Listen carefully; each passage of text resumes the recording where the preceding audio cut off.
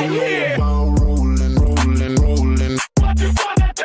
Rolling, rolling. What you gonna do, man? Rolling, rolling, rolling.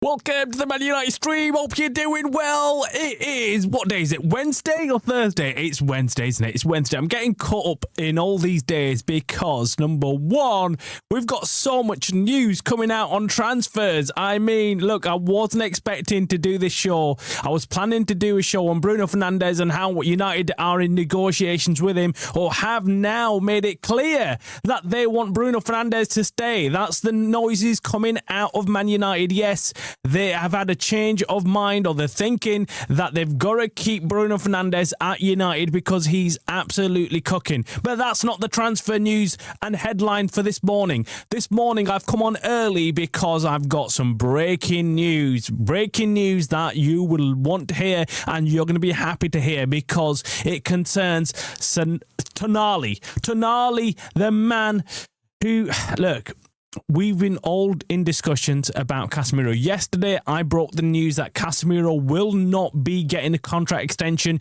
United feel that it's the end of the road for Casemiro and they're going to wave goodbye at the end of the season. There is no contract extension. There is no, making up maybe another 2-3 years for him, maybe giving him another 2-3 years to kind of carry on with his current form.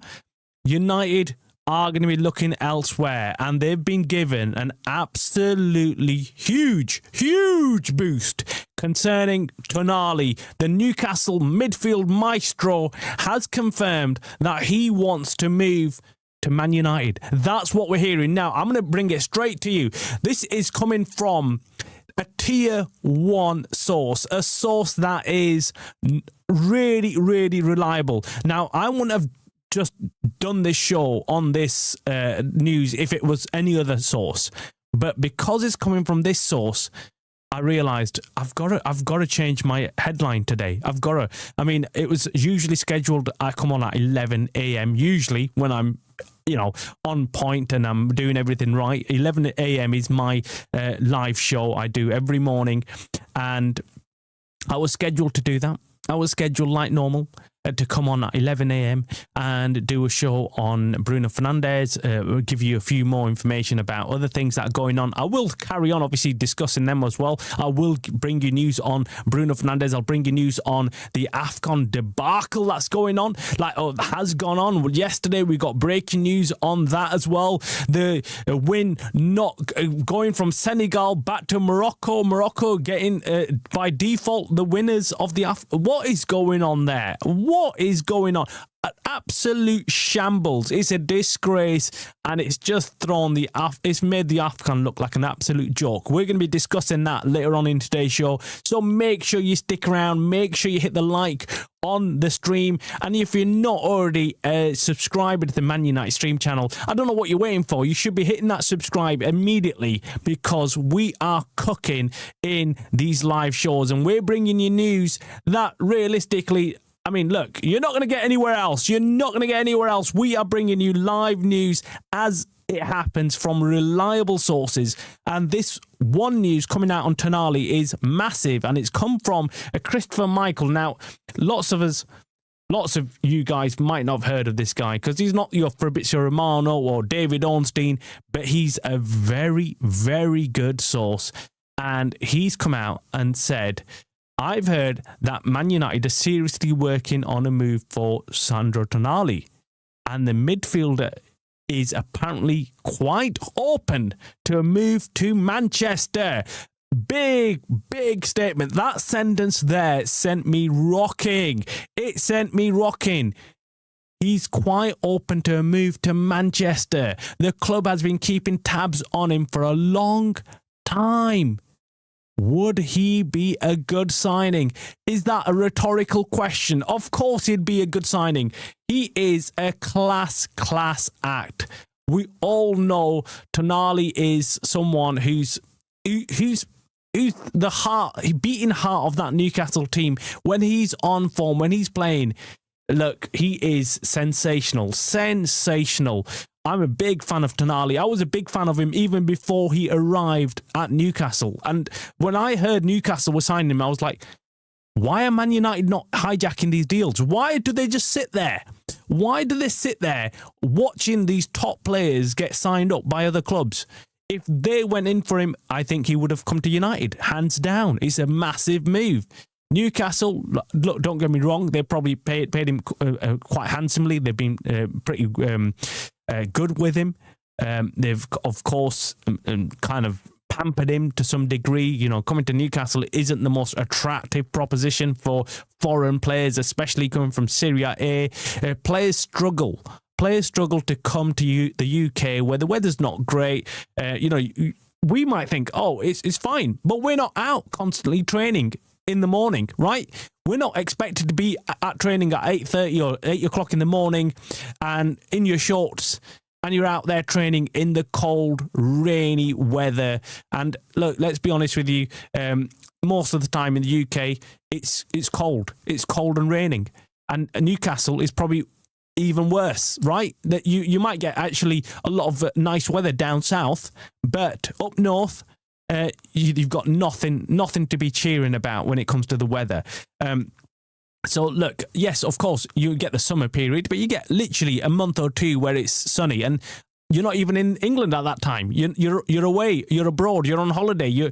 He's off to the World Cup, so he's not going to be around. I think Italy have qualified for the World Cup. I think they should have. I mean, I'll be shocked if they haven't. I can't remember if they haven't, but I do remember one or two big teams not qualifying. So anyway, leave the World Cup to aside. Let's talk about Tonali. What he offers United is absolute midfield abundance in talent that he gives us in that midfield. The control. He's a very, very good player. He's an all-round player. Yes, he's not probably a like-for-like replacement for Casemiro defensively, but he is brilliant at keeping the ball and then just supplying the attackers with the ball. He's really, really good. And defensively, he is still capable. Yes, I do think, physically, I don't think he's like a Casemiro. Casemiro's got a bit of a bigger stature, and he's more physical. He gets in there, he's stuck in there. But Tonali is an elegant kind of player. He is, Kobe Mainoo, like times 10. In my opinion, with the experience and everything. He is a class act, and he would improve any Premier League team. He could walk into any Premier League team right now. Do I think United will have the completely to himself, like to themselves, if they go after him? Maybe not. I think some clubs, others will be interested. I think the likes of Arsenal might look at him and think, oh, he would suit us. Zubimendi apparently not too settled in at Arsenal, might be moving back to La Liga, might be going back to Spain. So there's question marks over Zubimendi staying at Arsenal. So will Arsenal make a move for him? We also know that other clubs are looking at midfield options as well. We know Liverpool need midfielders. We know Man City, after they'd been knocked out last night of the Champions League, they're looking to rebuild. We heard from Pep Guardiola pointing out a marker there, saying, look, we're coming back next season. Watch us next season. So does he know something we don't know? Are they planning a big raid? Are they planning to rebuild the squad? We've seen that's what they do. As soon as they encounter any problems and they struggle, Man City go to the transfer window and buy in as many players as possible. Now, earlier this week, I'm talking about Man City and transfers. Earlier this week, Chelsea got banned for a year for bringing in any first-team players because of PSR rules or something. I can't remember what it was exactly, but they've got a ban. They've got a ban for a year. I thought it was quite light, and they got like a slap on the wrist with 10 million. That's like not even pocket change for them. That's like nothing. So I think City are going to be fully aware that there'll be a ban coming their way for the 115 charges. That's still ongoing, by the way. I know many fans are probably thinking, oh, that's finished and they've got away with it. They've not got away with it. It's still in the courts. It's still going on. It's still being heard. There's still evidence being heard, and the decision is yet to be made. But if you're going to look at the way Chelsea have been dealt with, you get this feeling that Man City are going to get a ban on transfers for at least a year or 2 or 3. and they'll probably get a fine, I think, in the region of maybe 50 mil, something around that mark. Don't quote me on this. Number one, I don't think they're getting relegated. So those fans who are like, oh, they should be relegated, that's it, should be points deducted, I don't think they're going to do that. And we've now seen what they've done to Chelsea. So I think that's exactly what they're going to do with Man City. They're going to slap them on the wrist with a fine, maybe, in the region of 50 mil, like I say, which is next to nothing. And then they're going to put a transfer ban on them. Now, that is pretty big and significant if you think about how many players City sign. So I think City will know it's coming, and I think City are going to go big in the summer. They're going to go and sign as many players as they can to oversee that transfer ban, which could be up to 3 years or even longer. So they could be thinking, right, okay, we need to bring in all our players right now. We need to bring as many players in. We need to go on a shopping spree and buy up any player that's available, because we're going to be transfer banned in the next few years, for over the next few years. So we can make sure we are in our best position. I think that's what's going to happen. Anyway, not getting sidetracked, but the reason why I'm filling you in on Man City is because it could have a huge impact on our transfer window this summer, because United need to go out there and buy a whole new midfield. Now, Man City, if they decide to put their bloody finger or they put their foot in to the Anderson deal, which is very likely, we're hearing right now that City are going full in for Anderson. Then if Tonali becomes available, can City jump in as well? Can City say, oh, we want all of them. We want Tonali and we want Anderson and we want Wharton. So these kind of players becoming available, it's great news, but also bad news, given that we're hearing from City that they're going to go out on a shopping spree. They're going to go and buy as many players as possible, given what they've just heard, what the punishment was for Chelsea. 1 year ban, I think it was 1 year ban on transfers for first team players. That's not going to affect Chelsea at all, right? I think that's been a really light punishment.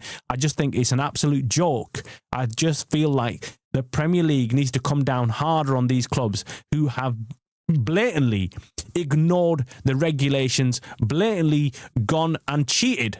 They've cheated their way to the top of the Premier League, and they should be punished. And it's not good enough for just simply slapping them with a small fine and banning them for a year or two. That makes no difference to these clubs. It makes no sense. And how's that going to deter everybody else? Just makes no sense to me. Absolute joke. I personally think that, number one, Chelsea should have been deducted points. They should have been given a huge fine. 10 mil is a joke.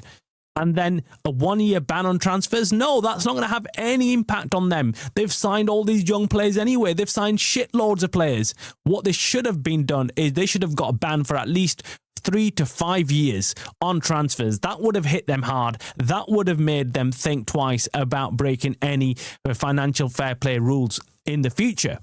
And it would have put off other teams. Now, I think other clubs are looking at this and thinking, all right, okay, so if you break the rules, you only get a small fine of 10 mil, which is nothing, and you get what? You get banned for a year. That's nothing. We might as well go and sign and break the rules in 1 year as much as possible then, and get the 115 or 120 charges, whatever it is. Who gives a shit? Because we're just going to get slapped on the wrist. So yes, City might have that issue where they might just get banned for a year, which is nothing. So anyway, this summer, City might be on a shopping spree. They might ruin our plans for the transfers. But Tonali, look, man, if we can get him, it's a big signing. It's a statement signing. And if he has said, look, I don't mind moving to Manchester United, that is, obviously, we've got to go for it, man. We've got to go for it. We've got to take this guy and bring him to United. And again, this source is a massive source. This is, like I say, a big source. It's not coming from some crappy source. It's coming from a very reliable tier 1 source. Manchester United are seriously working on a move to sign Tonali. The player is apparently open to the move to Man United. That is just massive news. Massive news. Great news for United fans, because I was worried at point. I was worried thinking, can we go and get the big names this summer? But this is now making me feel a little bit more comfortable, a little bit more at ease. That, okay, if we do miss out on Anderson, which is a huge miss, I still feel like Anderson is our number one to go to. And number two, for me, it's still Wharton. Right, that's how, if I was to rank the targets in order of who I want first to the very least, this is my ranking. Right, you can agree or disagree with it, but this is how I would rank. Actually, let me know what your ranking is. But my ranking would be number one: pull all the stops out and go and get Anderson, because I feel like he's the one for the future. He's the one who's going to give us the best return for our investment. That's my opinion. Anderson, number one. Number two, for me, would be Wharton. I would bring in Wharton as my number two. Again, given his age, given what he can potentially become, that's what I think. Look, I'll have him down as my second choice. And then third choice, I would put down Tonali. I know I'm waxing lyrical about Tonali, and you're probably thinking, wait up, Travis, you've just opened up the show about how good Tonali is and what he can give to United and blah, blah. And now you're saying you'd put him in third in the list. But I'm just being honest with you guys. Yes, he's a great player, but would I prefer someone like Anderson or Wharton over him? Yes, I would. I just feel like them two players are going to be standout players in the future. They're going to be very, very good players. And Tonali, I can't remember what his age is, but he's not the youngest of the midfielders. Yes, of course, he can offer us great football, and he's at the peak of his career, shall we say. But I do like the thought of signing young players. Players who are going to potentially be worth double in the future. And Anderson, by the way, is being tapped up by Bayern Munich as well. It's not just Premier League clubs, but I've been telling you this already. I was telling you this at the start of the season, that Anderson is being tapped up by Real Madrid, being tapped up by Bayern Munich. All the big clubs are watching him. All the big clubs are watching him. So let me know in the comments what your list would be going down in that pecking order. Oh yeah, I forgot Baleba as well. So Baleba would be fourth on the list. So it'll be Tonali, then it'll be Baleba as my fourth option. I might even put Baleba even further down if there's someone else who might pop in there. Who else could come in there as a centre defensive or centre mid player that I would take? I think it has to be Baleba. I'm just thinking of any young players that are available right now. I might be missing somebody, but I think, yeah, Baleba would be my fourth. So that would be my top four go-to players. And that's how I would rank it. So if I was advising the board, if I was lucky enough to sit there and tell Wilcox and the INEOS and everyone else sat there what the flip to do, I'd say go and pull out the stops and go and get Anderson. Put everything you can to get Anderson. And if you fail on Anderson, then go and get Wharton. And if you fail on Wharton, then go and get Tonali. I mean, ideally, get two, right? Ideally, you should be working on all of these deals together. It shouldn't be, oh, we put all our eggs in one basket and just go after Anderson and forget Tonali and the Wharton and everybody else. No, you work simultaneously on all these deals right at one time. You work on them all together, not knowing who's going to sign, who's not. You take them all to agree in personal terms. You start negotiations, you make the offers, and then you decide. The ball's in your court then, right? You can then finally pull the trigger on whoever you want to. That's how you do transfers. You don't just work on one deal, hoping that it'll get done. Right? It just does not bode well. So for me, I would be doing all the deals together and then finally pulling the trigger on one or two of them. Ideally, of course, if we signed, say, Anderson and Wharton, I mean, that would be a dream transfer window for me. If INEOS get Anderson and Wharton done, I will seriously then stop criticising them for not having any a plan going forward, shall I say? Yeah, plan going forward. I would not be shocked. I'd be happy. I'd be over the moon, and I would say to INEOS, right? Okay, actually, you're cooking by doing that. But do I believe they're going to do that with their track record already? I don't think they are. So look, are we going to be able to sign 2 world-class midfielders? I don't think so. Yes, we're going to let Casemiro go. We discovered yesterday that United are not going to be renegotiating or giving him a contract extension in any manner. So Casemiro will be leaving.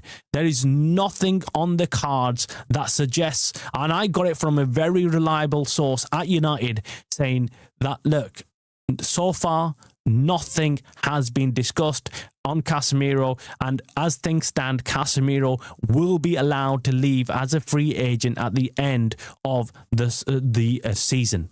He's not going to be offered a new contract extension because the noises are that Casemiro will want a considerable salary, and United feel that they can take that salary and spend it on other players.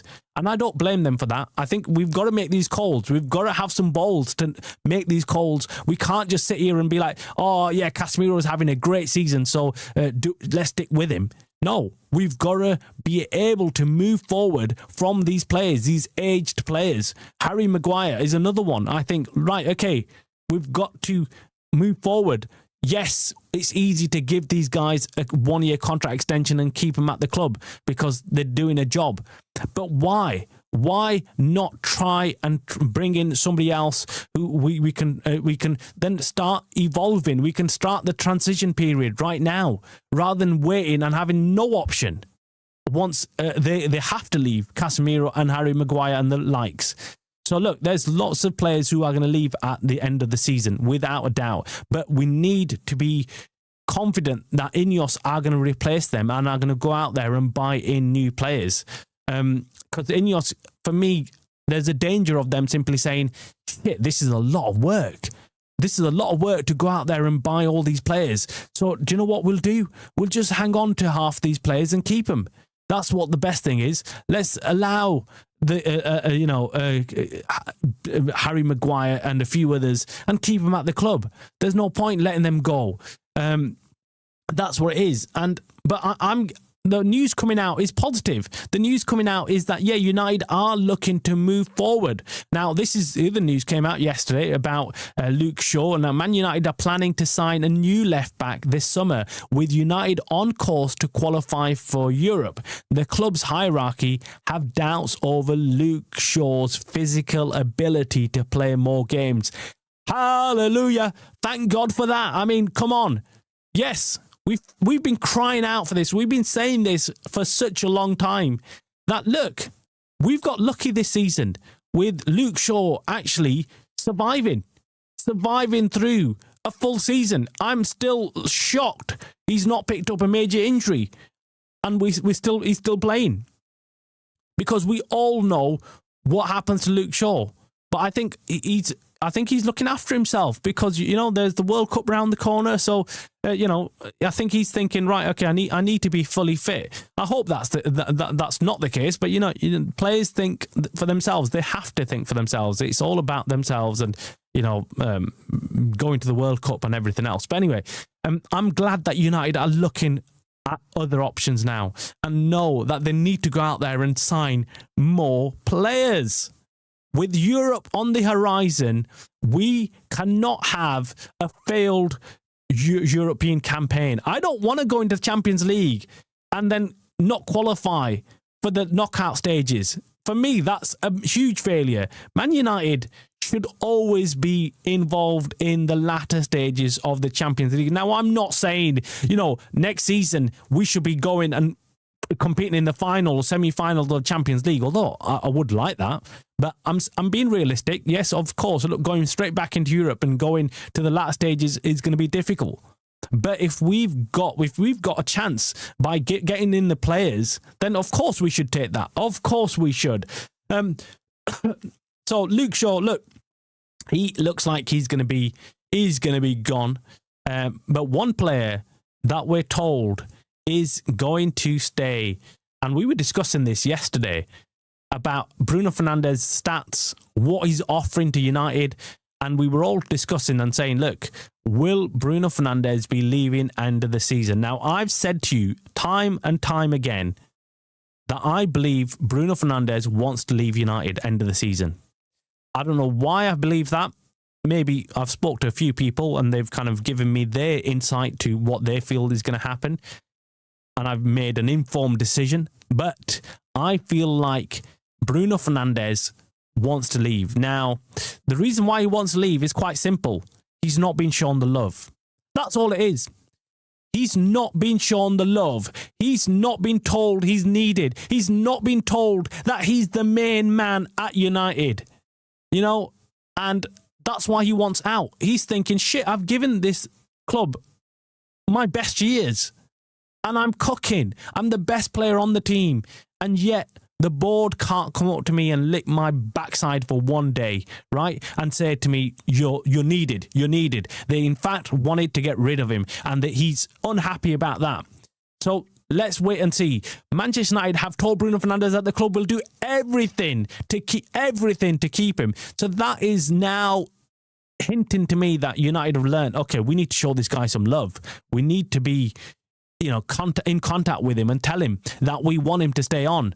Like we discussed yesterday, his contract does end in 2027, but United will not want to run down his contract to the last year. So I think the most plausible option for United is to give him a year or two extension. Whether he accepts it or not, I'm not quite sure. That's the big issue now we've got with Bruno Fernandes, because Bruno Fernandes might be looking at this and thinking, well, do you know what?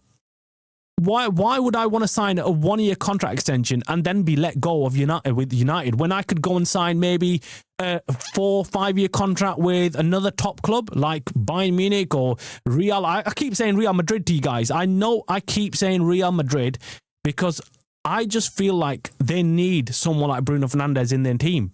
And it doesn't take a genius to bloody work that one out, right? It doesn't take a genius to sit back and see, when you watch Real Madrid play, despite them winning against City yesterday, I still thought they got lucky. I think they've played City at a time when City are completely shit, right?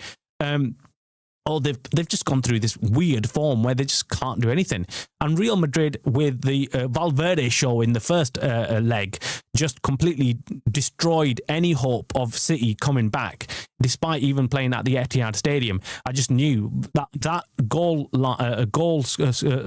three goals from hat-trick goal from Valverde, well, that just put the game to bed. I mean, Valverde just single-handedly destroyed City. But anyway, City were the perfect opponents, but Real Madrid are lacking. If you watch them in La Liga, you can see that they're lacking. They're lacking them players, and they've not replaced Modric. They've not been able to place Cruz. So they're probably looking around thinking, shit, we need someone who can come in and do a job for us in the middle of the pitch. Yeah, they've got Ada Güler, not that creative in my opinion. Yes, he's good, but he's not that. They haven't got a creative player. So that's why I think there'll be clubs around Europe looking at Bruno Fernandes, looking at the way he smashed it in the Premier League, thinking, right, okay, we need a bit of that. He's running down his contract. His last year of his contract. We can offer United something. They'll have to take it because they'll be like, right, okay. And if we can convince Bruno Fernandes to make the move, if we can convince him that, look, yes, you're staying on at United, but you're not guaranteed to win anything again next year. There's no guarantee. And there's the upheaval with the manager, Michael Carrick. Is he going to be the manager? Is he not? Will somebody else come in? And if someone else comes in, will you have to prove yourself to him? You know, all these question marks. And they can put doubts in his head and say, you need to come over to us. And he I think, given what he's already said, he can leave. But United, look, it's good news that they're finally waking up and saying, right, okay, actually, we need to do something. We need to keep our best players. We can't allow them to leave. Because, look, there's no guarantee that we're going to go out in the summer and sign the players that we want to sign. Let me come to the chat. Let me see what everyone else is saying, because there's a few of you, and we've kind of gone through quite a lot of information and discussion about what is going on in the transfer market. I mean, it's great news. I mean, I love transfers, right? I love the chasing players and getting our targets is what it's all about. Transfers, I love them, but you know, you've got to get these signs. If a player like Tonali is giving you the signal, and I'm hoping we get the same with Anderson. I'm hoping we get the same from Wharton. if we can just please have you guys just give some kind of hint that you want to play for Man United, that you're a Man United fan. I'm seriously hoping that I find an old picture of Elliot Anderson with a Man United kit on. And that's it, guys. That's it. I mean, I will be doing a live stream straight away, going crazy if I can find something that suggests that Elliot Anderson is a boyhood Man United fan. Seriously, it would really make a huge difference. And because in the modern day of football, that's what players want. I mean, players get to make that decision now. It's not about clubs making the decision for them. Top players can choose who they want to play for, and well, Anderson coming to United, I mean, it'd be great news. It'd be great news for me because I've watched him very, very carefully, and I just feel like he just ticks every box. Do you know what he reminds me of?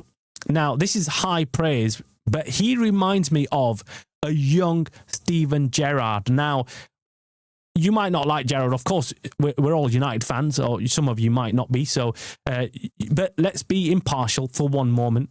Gerrard was a top midfield player. And if you remember correctly, Sir Alex Ferguson tried to sign him as well. So that's high praise as well. But I'm telling you, I spoke to Liverpool fans as well, and they say the same thing. They're saying, look, this guy is a Gerrard clone. He is a Steven Gerrard clone. And Liverpool are frothing at the mouth because they want to bring him to Anfield. So it's not going to be an easy choice, man. It's not going to be an easy transfer to make. Niche, welcome. Where have you been, man? Where have you been for a few days, man? Niche has been missing, so welcome back, man. Since the game against, what was it, on the weekend, we won, and I was thinking, right, okay, Villa, big game. Niche has gone missing. Maybe he's just been celebrating too hard. We need to abandon the Chelsea model for only under 25s. It's absolutely nothing. PSG made them look useless. Yeah, they did, man. Absolutely cleaned the floor with them, didn't they? It was crazy performance. But I think that's deserved, because before the game, there was all this talk about Chelsea players giving it all the large ones, that we're World Cup champions and blah, blah, blah, and we're world champions, club champions, whatever they were. And they've been giving it large ones to PSG, and PSG taught them a lesson. Like, do not start talking big before the game, right? You do your talking on the pitch. We have to get Wharton. He's the heartbeat of Palace. I think, do you know what? Wharton is probably an easier option. Number one, because Palace are a selling club. We know that they'll sell. If they can find a replacement, they'll sell. And I just feel like Wharton has got less targets on his back compared to Anderson. I think more clubs are after Anderson, but then again, both of them would be very nice. I'd be happy with that. We need to get. I call him Kvaradonna. We can't get Kvaradonna, man. He's United through and through. He's not going to leave PSG. But yeah, top player. I want Tonali. It has to be Anderson and Wharton. I don't want Tonali. It has to be Anderson and Wharton. Get them and we will win the league. I think the same, man. I think if we can bring in Anderson and Wharton, it's formidable. It's a brick wall in the centre of your pitch, man. I'm telling you, if this was the old United, if this was a United under Gill and Fergie and those times, we would absolutely go and sign those two players. We used to do that. If you don't remember, we used to do that as a club. We used to go and sign the very best players. We'd go out there and sign the very best Premier League players, proven players. Because we wouldn't care whether they're from rivals. We wouldn't care whether it's from Newcastle, Andy Cole. We wouldn't care if it's from Arsenal and Van Persie. We wouldn't care if it's from Everton and Wayne Rooney. We'd sign the best players in the Premier League. We wouldn't give a shit. So I don't get this now. Maybe we shouldn't sign these. We should be doing our utmost to go and sign in these players. because we're going to regret it. We're going to regret not signing these players if we do not pull our bloody finger out. INEOS need to pull your bloody finger out and go and sign these players. Absolute must. But Travis, we're falling into INEOS's trap again. We were promised best in class Tonali, while good isn't best in class. We have to draw a line in the sand. You're right. I agree. This is why when I get excited about players saying, oh, they want to come to United, or when we're linked to players, I just think, yeah, but do I trust INEOS to get the deal done? Do I trust them? Because one thing is for sure, if you got Wilcox and Barada and Jim Ratcliffe working, they're not gonna push as hard as we should be pushing. Now, the reason why we got Sesko done. Now, we're all waxing lyrical about Sesko being great, and oh my God, he's sensational, and he's going to be the best striker in the coming years. Yes, he is. But do you know who pushed that deal through? It wasn't Wilcox. It wasn't Barada. It wasn't Jim Ratcliffe. It was Vivell. Christopher Vivell, our recruitment director, put his neck on the line for that deal. He went over and beyond his parameters. He went beyond, because Ruben Amorim didn't want him. Ruben Amorim did not want Sesko. This is what I'm hearing. This is what I heard. You know, Ruben Amorim didn't want Sesko. He wanted a midfielder. He said, look, let it be. Let it be. We've got Mbumo. We've got Kuna. I don't want a striker. Just go and get me a midfielder. But Christopher Vivell said, look, if we let this opportunity slide, we're going to have to pay 120, 130, 140, whatever it is, to get him in the future from any other club. Once he goes to Newcastle, you might as well call it a day. We saw what happened with Isak, and we're going to get a repeat with Sesko. That's what he was saying to the board. And he said, look, you've made me recruitment director. You must believe in what I'm telling you. I've worked with Benjamin, and he needs to be a Man United player. And if he wants United, we need to do our utmost to go and get him. So that was, everything fell into place. Everything fell into place for, obviously, Sesko wanting United, chose United, and of course, Vivell pushing it, saying, look, I've worked with the kid. He's going to be the best young striker in Europe in the future, so go and get him. So yeah, look, do I trust INEOS in this? No, I don't. I don't believe that even if a player wants to come, I still think they're going to make it difficult to go and get someone. But I agree. That's why, for me, Tonali comes third in the list, if third, right? Whereas me, Anderson and Wharton are clear. We're ahead. And Boomer has fallen off a cliff. He's good, but not best in class. We've got two world-class players, Bruno and Casemiro, and they're almost retired. Look, I think it was always going to happen, and Boomer was always going to his start was amazing, and I was like, wow, this guy's on fire immediately. But there was going to be this kind of blip, and I'm not too shocked. Things have changed around a little bit. He's kind of playing in position, then out of position. I think he'll come good. I think he's going through a patch of form since he came back from the AFCON. Yeah, things have been a bit weird with him. I don't think he's been the same player. That's just my take on it. Guys might be thinking he's still doing a good job. But look, he's still a top player. Still kind of causes trouble. I still feel like he needs. There is a little bit missing that he needs to get back up and then start playing again. I think he's lost a bit of confidence. I don't know whether it was just the AFCON himself or when he went off there and then came back. I think he lost some confidence, but I'm hoping that he gets back up to his standards that he started on in the start of the season, man. He was brilliant. So, Nish, this is your list. This is interesting. So, you're saying Anderson, Wharton, Musiala. Oh, I love that. I love that, man. But I'm going to be realistic. I don't think Musiala's on the cards, man. I don't think Musiala will be moving to United. I don't think so. Anything can happen, but I don't think it would happen. I'd love it for it to happen, but I can't see it. These should be the only names in the conversation. Hate City, they get everyone is not fair. Wikas, you're right. It is true. City bloody do get everybody. But I think this year is going to be different. Mark my words. I think City have been exposed.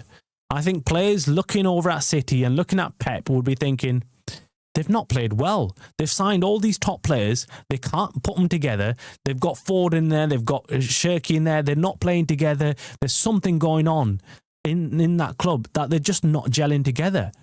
So players from the outside looking in probably thinking, do I want to join that shit show? Do I want to join a team that barely are qualifying for Champions League? They've had a struggle. And then what else is it? They've been knocked out of the Champions League. They got demolished by a Real Madrid team that's, for me, not even good. So there's question marks over the City team and the form, and then obviously there's question marks over Pep Guardiola's future at City as well. I thought it was going to be his last season, but from the sounds of it, he's going to be around for next season as well. But either way, yeah, I know what you're saying, and City do need to be taught a lesson with the 115 charges as well. City actually buy the best in class. Does anyone think City want Tonali? No, it's Anderson or nothing for them. Yeah, you're right. Good point there, Nish. City will not be going for anyone like Tonali. I don't think they would anyway. I'd agree with you. I think they put their sights on their target and they lock in like a flipping missile. They're like, right, we're going for this player and that's it. We're not going anywhere else. We're going to get and hit our target and that's it. And that's the big problem, because I have heard that City are in for Anderson, and if that is the case, we're in trouble, because given City's track record, they get the deals done. Look what they did with Mark Gui when Liverpool had locked him down. Liverpool literally had him travelling down for a medical.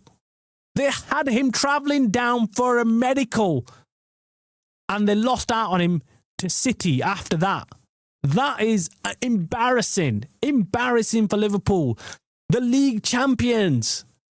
It wasn't just some crappy Liverpool team that's not playing well, although that's the case right now. But Liverpool are reigning champions, Premier League champions, and they got done over by City. So that was just a crazy move. It just shows you what City can do if they lock in. Anderson 1, Wharton 2, I want Musiala as well. I think Musiala is a pipe dream. I think Musiala will, if he was to move, I think he'll have all the clubs trying to sign him. I think, look, the big clubs I'm talking about, Real, Barca, PSG, I think they'd come in and throw silly money at him to get him. But yeah, of course, for me, if we sell Bruno Fernandes, he's the only player in Europe, in the world, that I look at and think, okay, he can be a direct replacement for Bruno Fernandes. That's the only one that I would think, okay, yeah, he could come in. Exactly. If Tonali is the best in class, we may as well forget winning anything. Yep. We haven't signed a single best-in-class player since INEOS took over. Yeah, you're 100% right. We haven't. I made this point on someone else's channel, actually, on another Man United fan channel. I was on as a guest, and I made this point, and I kind of got criticised for it. And I said, look, yes, we've signed Mbeumo, we've signed Kuna, but they're not the very best players that you could go out there and sign. And I remember someone just on the panel kind of completely having a meltdown saying, what are you talking about? They're the best in class. And I was like, no, they're not. They're good. Don't get me wrong. I'm really happy with Kuna. I'm really happy with Mbeumo. But are they the best in class? Are they those players that you look at and think, yeah, everyone was after them, but we got them? You can't say that is the case. And that is no criticism of the players. I think they're both brilliant for United and they've exceeded my expectations. But they're not best in class. And I'll stick by that. I would stick by that. I would still say that, look, yeah, they're not best in class. They're good players, but they're not the very best talent in the world. I would demand Anderson, where Man United's, for fuck's sake, best in class has to mean exactly that. Yeah, look, I'm with you on this one, Nish. I mean, normally I kind of think your point of view is sometimes extreme. I mean, or maybe something that like Musiala. I mean, I love that, but I just feel like But I'm with you on this 100%, man. If we are going to make a statement signing and we want to go into the Champions League and fulfill our potential and go next season, go again. You know, if we finish third this season, next season, our expectations, our aims should be 1 or 2. We should be fighting for the title. Of course we should be. But we can't do that without the players. We need the likes of Elliot Anderson. We need the likes of Wharton. We need these kind of statement signings to go and do that. We can't walk into next season with more games without more players. It's just madness. It is madness. We're just gonna literally completely screw ourselves over. This season, just take with a huge pinch of salt. This season is not normal. This is an abnormal season for Man United and the teams around them. It's been completely shocking for everybody watching Premier League football because it's been unpredictable. Every bloody game has been unpredictable. Teams around us have been falling apart, which you'd never see. If anyone told you at the start of this season that we're going to get teams like Liverpool and Chelsea and Newcastle falling apart, you wouldn't believe them at the start of the season. You'd be like, no, shut up, will you? Nothing. No way will Liverpool with that squad be in the position they are. We're talking about Slot getting the sack.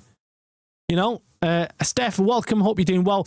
Sign Anderson, but could do with Casemiro staying another season. But if not, need more bodies in the midfield and defence to compete on the front, forefront next on the front next season. Hackney could be a Dogu Lemons type signing. Yeah, that's a good shout. That is, I think. Look. If Carrick stays on, I think that's a possibility because I know Carrick's worked with him previously. About Casemiro getting the extension, I get your point. I think I was like that yesterday or the day before. I was like, oh, look, you know what? Should we give him an extension?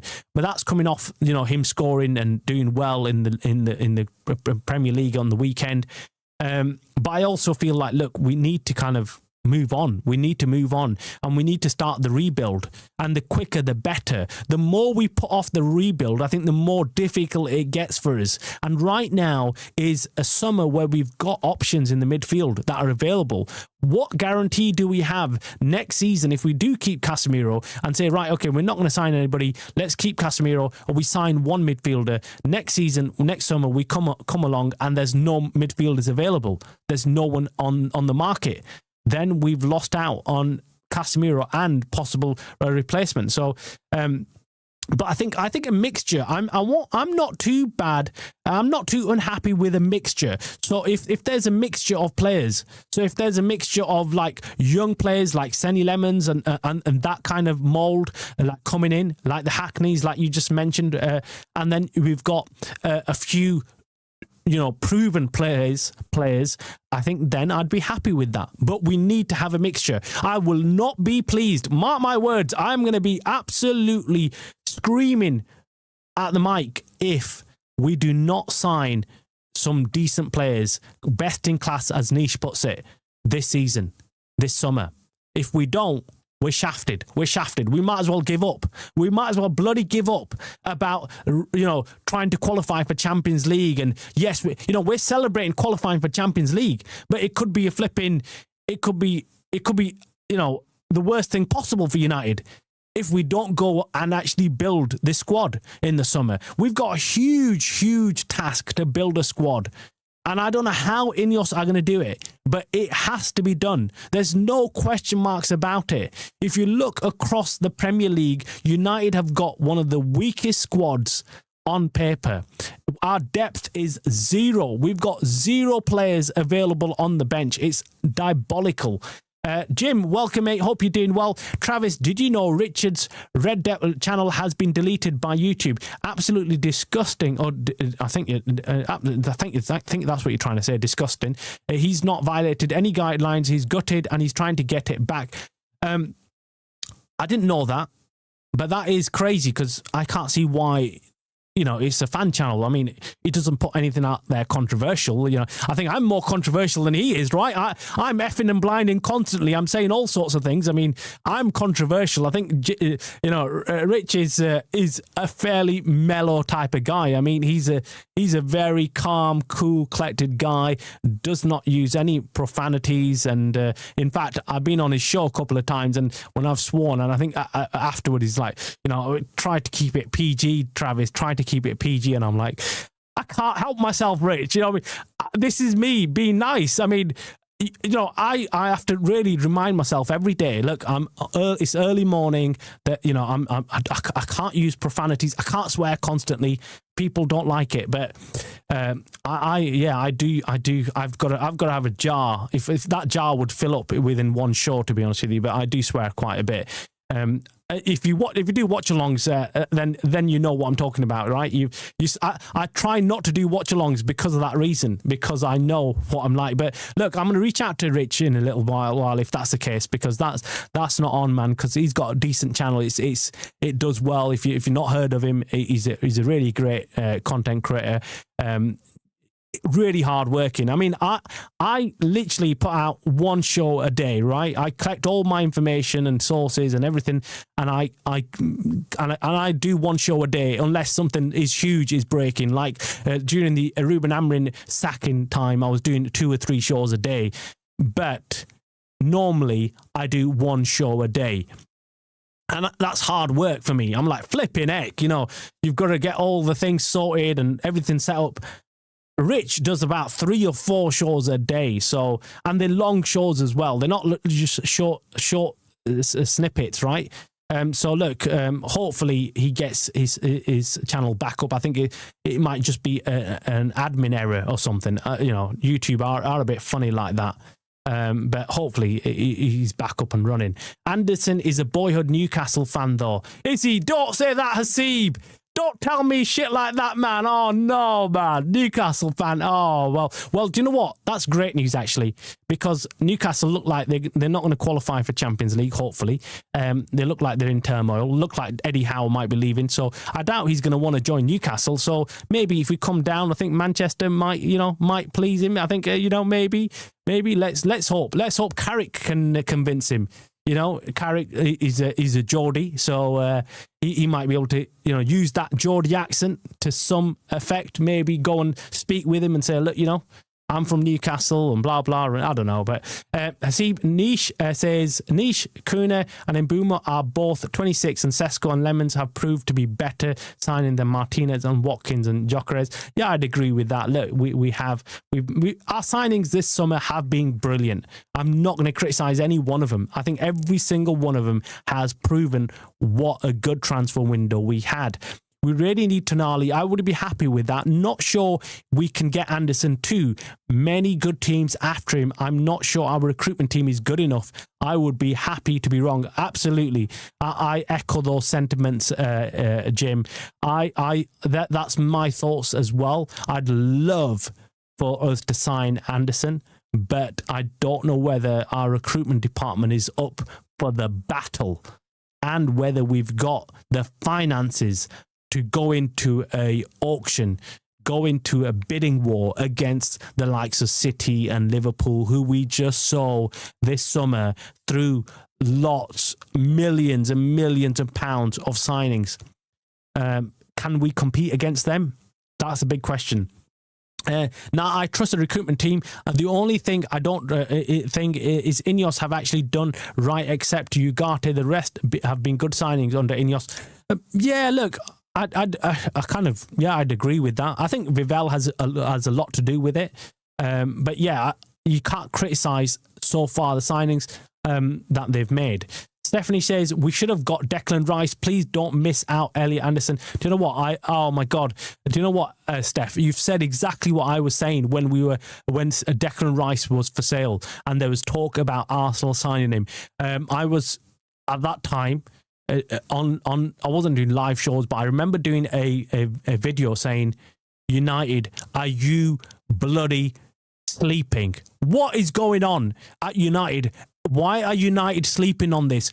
Go and get Declan Rice. Go and get Declan Rice. I kept saying it. I said, this guy is going to be brilliant. Just go and get Declan Rice. That's what we're missing. My short list that season or that summer was Declan Rice, Harry Kane. That's why every show I was pleading. I was like, go and get Declan Rice, go and get Harry Kane, and we'll win things. We'll win things. But things clearly, the board and the people at United clearly have other agendas, right? They think otherwise, and they think, oh, we're going to go and sign young players and blah, blah.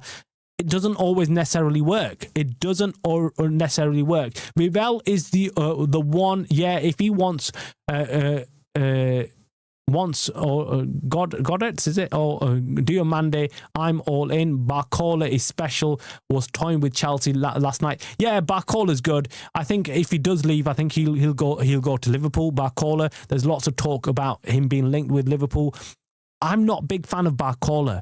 I know he had a good game yesterday. I think his final product is pretty shit. He did score actually a very good goal, saying that, but I just feel like a lot of the games that I've watched with Barcola, I feel like he rushes things. He's got less composure than many other players now, and I think that's why PSG might let him go, and he might be up for sale. In Vivell, we trust Vivell over Wilcox. No contest. Yeah, Vivell, man, has been brilliant. He also pushed for the signing of Senny Lemons, by the way.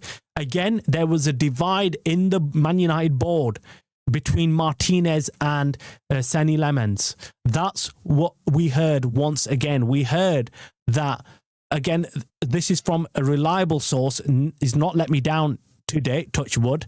And he told me, he goes, look, Martinez was in discussions. There's some of the people at United who were saying he's experienced. Let's go with Martinez. We need a goalkeeper with the stature of Martinez. Can just kind of psychologically play a part. And then Vivell and a few others were pushing on the Senny Lemons deal. They were like, no, this kid's going to be the future of United. Go and get this guy. So again, what I've heard is Vivell knows his shit, man. He knows his stuff, and it's crazy. Travis, has AFCON affected Ahmad and Mbumo? Good question, Steph. That is a good question. Because I think both haven't been the same since they come back. They haven't been the same players, man. Before they left, I remember we were talking about how we can survive without Ahmad and Mbumo. The goals that they were scoring, what they were doing. I think, the system Ruben Amorim was playing favoured Ahmad and Mbumo. I think most of our attacks were coming down that right-hand side, and they were getting the freedom to do that. But I'm not complaining about Carrick's system, by the way, or formation. I'm actually more pleased than when it was under Ruben Amorim. I just feel like, the players have gone off the boil a little bit. Both need a balance. I love both Bruno and Kobe. They are our players. Need to have a good squad building. Yeah, we definitely need a good squad. Niche can't agree, my mate. Bruno and Casemiro, the past, and Mbuma and Kuna, the future. Can't believe Bruno love fest by United fans. Jim, do you know what? Look, I can't bring myself to say that we should be selling Bruno. I really can't. I've looked around and I thought, like I said, if you can give me a replacement, I'll take it. But I just can't see a replacement. Although I must admit, look, if we get a huge offer for Bruno Fernandes, I would take it. I would use my head over my heart and I would take the offer, because I feel like this is our opportunity to cash out on Bruno Fernandes.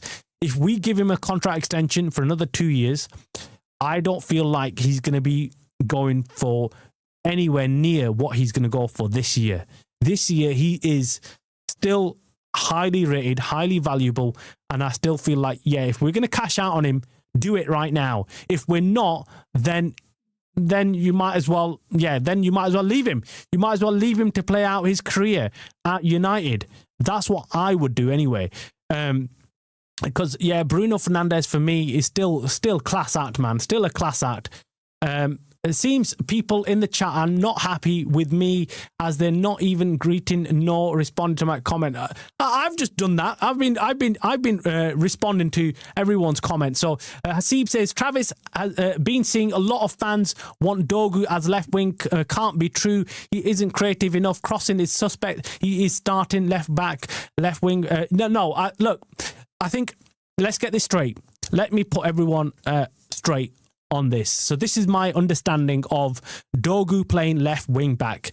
He's playing that position because we haven't really got a left winger right now, and Carrick is making use of Dogu. That's what he was doing, and that's what was his plan going forward. Now, in the long run, what we've heard from Carrick is that United will be signing a new left winger, and Dogu will probably go back to his preferred position of left back. That's what's going to happen in the future. Look, if he can play both positions, great, but I think they're going to have him as a left back as his main priority, and then they're going to move on. Once Pep leaves, Cheaty, good one. I like that, Steph. They get charged, and he's therefore the pulling power to get Gui and Semenyo in last summer transfer window. Yeah, look, he is. I think Pep is the one who players want to work with, and they look at him and think, we want to work with Pep because he is a remarkable coach and manager, so everyone wants to work with him. But once he leaves, yes, absolutely. And I think he will end up leaving if they get a transfer ban. He will know the writing's on the wall. So, yeah. Travis, did you hear YouTube took down a Rich channel? Yeah, Luman, we've just... Jim told me about that. That's not good news, man. That is not good news. YouTube need to get their act together. YouTube need to sort their shit out, man. You know what I mean? I just feel like... I don't, like I said, I don't know why, because he's not even controversial. Rich is not even controversial. He's a mellow presenter. His shows are really PG, shall we say, very informative. Whereas someone like me, I must admit, I go off on a tangent and I start saying things that might be construed as bad and whatnot, but to us United fans, we can do anything. But unfortunately, we are not the team anymore. Sir Alex Ferguson was a long time ago. We can't attract the players anymore. We need to get back that. Yeah, we do.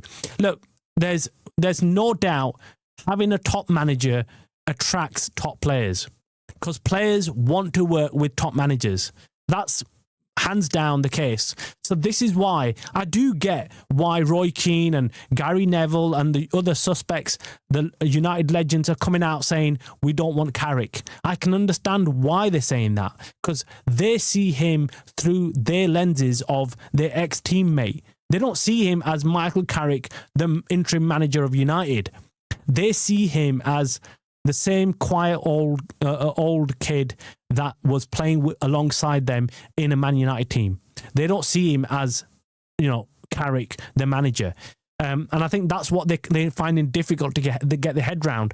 And there might be some, substance to this. There might be some substance to why they're saying, yeah, we need to bring in a world-class manager, someone who can attract players. Not sure I agree. We've had players reject Newcastle and Spurs last year with Champions League. When we finished 15th, we could go bigger with Champions League. No, we can. We can go bigger, but I think we got lucky with Mbeumo and Sesko, because no offence to Spurs and no offence to Newcastle, United, hands down, whether we're in Champions League or not, are a bigger club than them. Any day, even right now, even in our, worst period, United are still a big club. You know what I mean? Richard, has anyone stopped to think that most currently United football players can't adapt to any tactical setup apart from the counter attack football? Yeah, that is a concern, Rich. Good point there.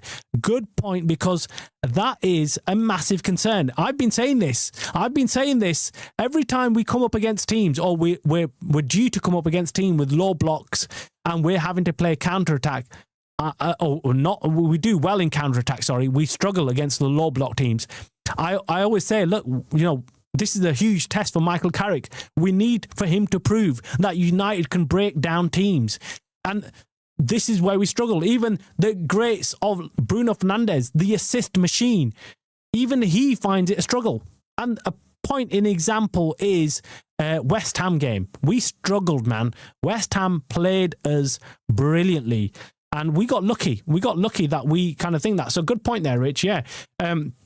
Bruno has a release clause of like 60 mil for European teams, not worth it as Ben Jacob. Yeah, look, for me, 60 mil's just a joke for Bruno. That's just next to nothing. We might as well keep him at that rate. 60 mil for Bruno Fernandes is a joke. Absolute joke. Manchester United could rebrand Patrick Dogu as a winger and instead invest in a new specialist left back. Maybe. Look, I like Dogu, but I really do feel like he lacks in the final product. Yes, he scored that sensational goal. I can't remember who against. Was it Arsenal? I can't remember. But anyway, but I feel like he's crossing shit. I feel like you need a winger who can put in the bloody ball. You know, you need a winger who can actually cross in.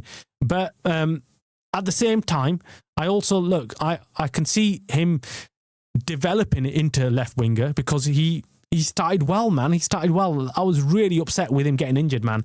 I could see Dogu as a left winger, says Grace. Welcome, Grace. Hope you're doing well. Yeah. Look, if he carries on playing, it's unfortunate he's got this injury, and I don't think he's going to be back this season.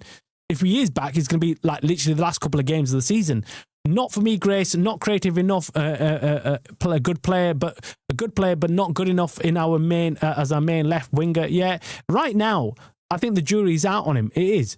Ahmad and Mbeumo are not creative enough either. Grace says, I think you're right. Grace. If I'm looking at it from a constructive criticism point of view, right? So I'm not being like extra harsh on the players, but if you to ask me and say, look, has Ahmad assisted and is his final ball good enough? I don't think it is. I think he gets into the really dangerous positions, but his final product is pretty shit. And Mbeumo, I think, again, his assists, he needs to get more assists, and he's not getting them. So, yeah, that's a good point as well. Let Dogu be back up to Mbeumo and Ahmad. Look, Dogu is going to be a very, very good player. We've got to remember he's still very, very young. And when it comes to young players, I give them a wide berth because I know that anything can happen. The potential is through the roof. So, Sonny Lemons, Lenny Euro, Haven, I'm going through the team here, Dogu, who else is there? In the midfield, Kobe Mainu, we've got Sesko, Dogu. Them players for me, the best is yet to come. The best is yet to come. So we've got to be patient with them. But the rest of the players, I think, look, either they need to be pushed out, they need to be sold, or they need to be carefully managed, and we need to bring in players that can ultimately replace them. That's what we need. But anyway, guys, I'm going to leave it there. The show's gone on for well over an hour. Grace says, what if we were to play 4 centre-backs like Arsenal? Do you know what? Arsenal is not a good blueprint for me, man. I hate Arsenal. I hate watching them, man. They're just crime against football. Arteta football is criminal. Them winning the bloody league this season is absolutely criminal, man. I'm so upset about that. And I was back in City. I was saying, City, go and do a job because I want you to take over and win the league, because I cannot accept Arsenal winning with their flipping set pieces, with their 10 flipping centre backs trying to score, and all this bullshit, procedure that they use in the, just awful. I can't stand Arsenal. Shea Lacey, Shea Lacey is another one. Yeah, Shea Lacey could be another one. We could play Haven at left back, would have been better than Malacia. Absolutely. I think that was a call that Carrick got wrong in playing Malacia. Malacia needs to be sold. But anyway, guys, I'm going to leave it there. I want to say a huge thank you to everybody. Make sure you hit the like. Make sure you hit that subscribe if you're new to the channel. You're watching the Man United Stream channel, a channel by the fans for the fans. Goodbye.